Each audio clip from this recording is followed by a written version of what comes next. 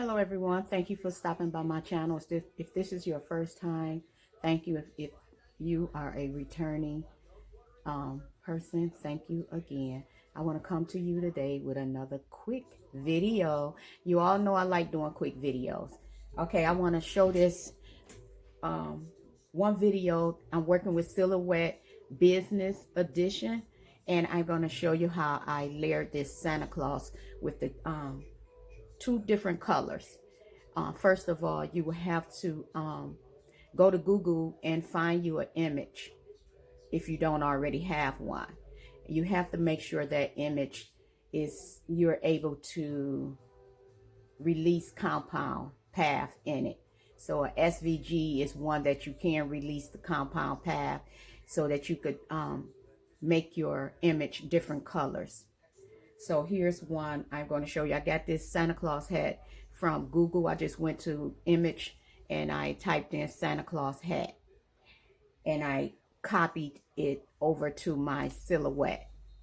I'll show you right quick how I did that. I just went to Google and I found I typed up in here image of Santa Claus has SVG, and I found the one that I wanted, and I just clicked on it, right clicked on it, and then I hit copy. I'm not going to hit it because I already have it, and I do it copy, and I goes back down at the bottom and click on silhouette, and then you click right click and then you hit paste, and there it is. I like working in a gray area, so I'm gonna pull it over to the gray. Then the next thing you want to do is get this white box out. So go over to the right, hit the little toast, and it should be already highlighted, the little toast.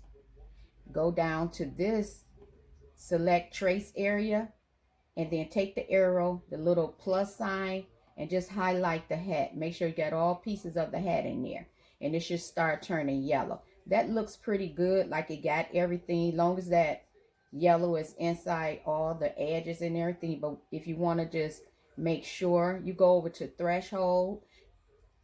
It's always going to be set at 45.0. Take the arrow and just go up a little bit more, just to make sure. Okay, you also could just move the this, like you could slide it if you want, or just use the arrow.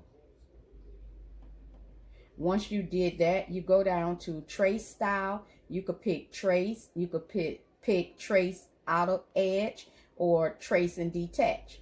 I'm going to pick trace, so you just click on trace. Now it has traced it. Just click on the white arrow, left click, and hit delete. You only delete because you only put your cursor in the white area box, and it will delete it. So there it is right here.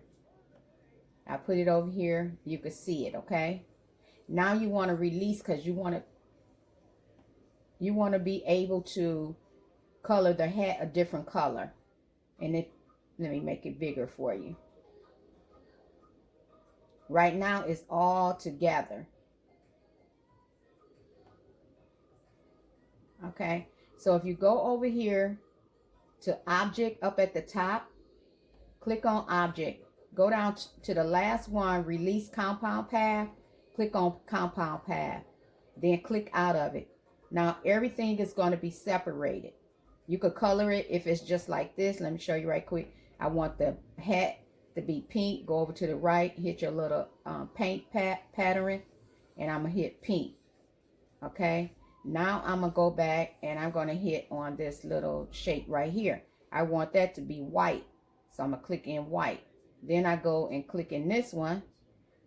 Click on the little line, so you make sure you're selecting the right one. I want that to be white.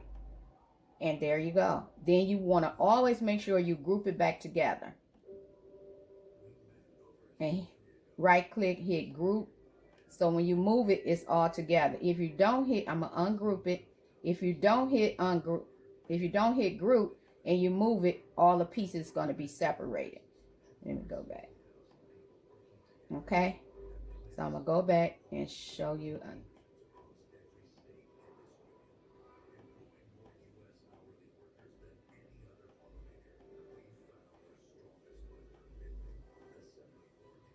Okay.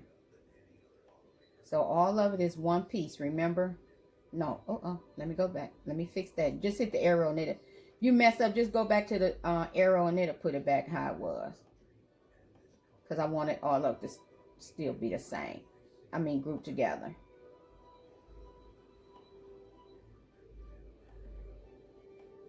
Okay, all of it is together. Remember to object, release, compound path. So all of them are separate. So I can move that there. I can move that there. And then I could color each one. I want it to be pink because I'm a cancer survivor. So I'm going to highlight the one I want pink. So I want that to be pink. And then I want this to be white. You ain't going to see it if it's white on top of white, but it turned white. That's why I like working in a gray area so you can see. But if I move it up, you'll see it turned white. And then you place it back. Now, if you feel you're not going to place it back in a right spot, you can always just, like I said, just leave it where it's at and just click on which one you want the color to change. Then remember always to group. Hit group. Now they're together. And then if you want to, since they're different colors,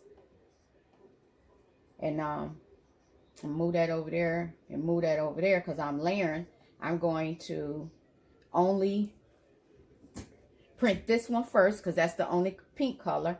Then I will hit print and print this out. Then I will move this and bring my white back in. I'm going to change it to a different color for right now. Let's do gray. Then I will add the gray to my, then I will load up my cutter and I will cut these out. If you're doing sublimation, you don't have to whatever you got, you don't have to layer it because it's going to, whatever color you want after you do it, you just put it there.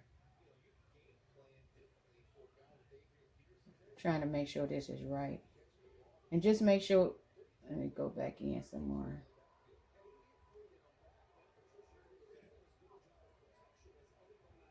I'm going to group this.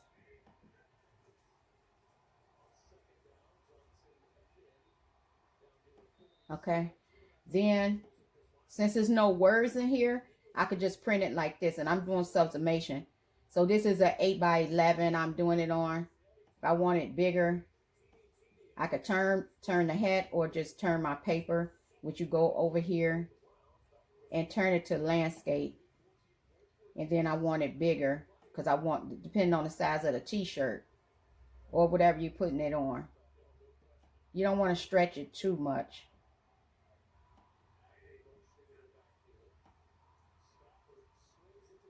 And make sure your show print border is on. That's this black because you don't want to print anything go past that is not going to print out.